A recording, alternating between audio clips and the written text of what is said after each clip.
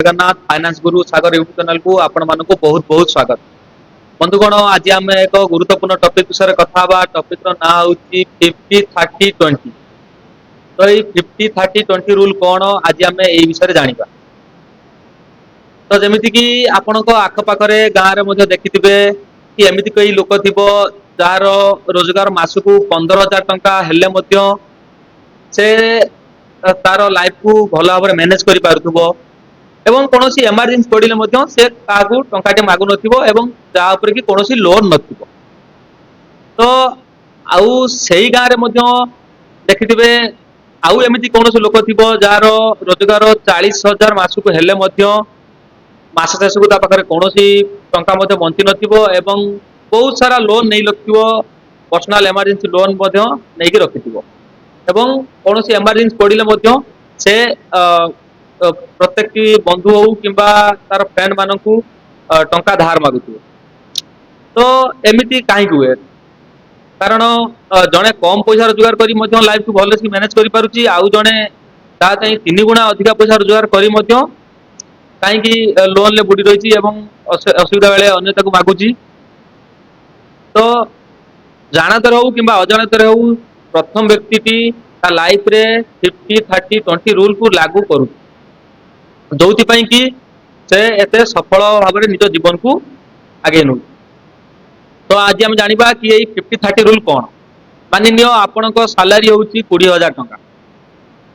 तो प्रथमे तापरे 50 रूल लागू करंतु 20,000 रु 50% को आपण आपनको बेसिक नीड पई रखुन।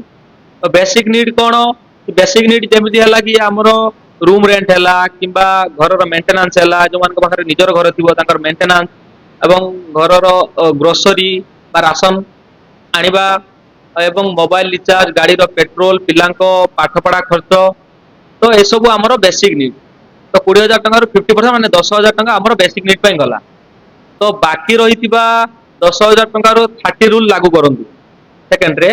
तो 30 रूल कौन ना 30 रूल होची हमरो माने कि फैशन जाओ कोइबा कौन सी फेस्टिवल आसिला किबा कौन सी बाहर को रेस्टोरेंट बुलिया पई गले खाଇବା पई गले कौन सी पार्क गले किबा कौन सी नुआ गैजेट नेले किबा नुआ शू नेले कि कपड़ा पत्र नेले एगुडा सब हमरो फैशन रे जाए जोटा होची हमरो 30 रूल कहे। तो 30 रूल एतारू 10,000 टंका रु 30% गला मतलब 3,000 टंका गला आ बाकी रहिला आज्ञा 7,000 टंका।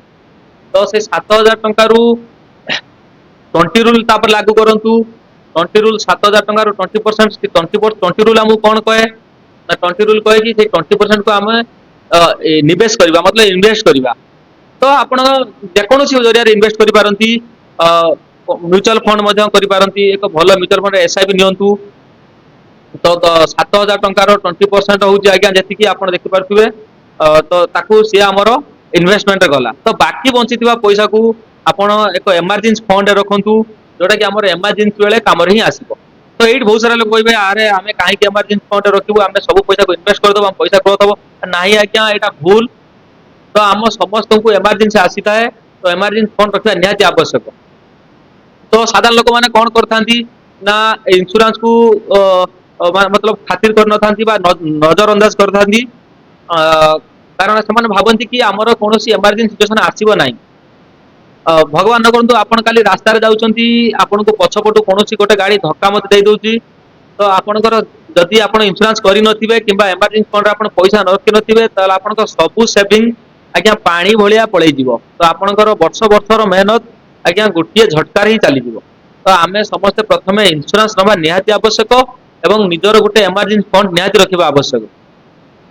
तो रहिली आज्ञा जय जगन्नाथ देखा हबो पुणे का वीडियो।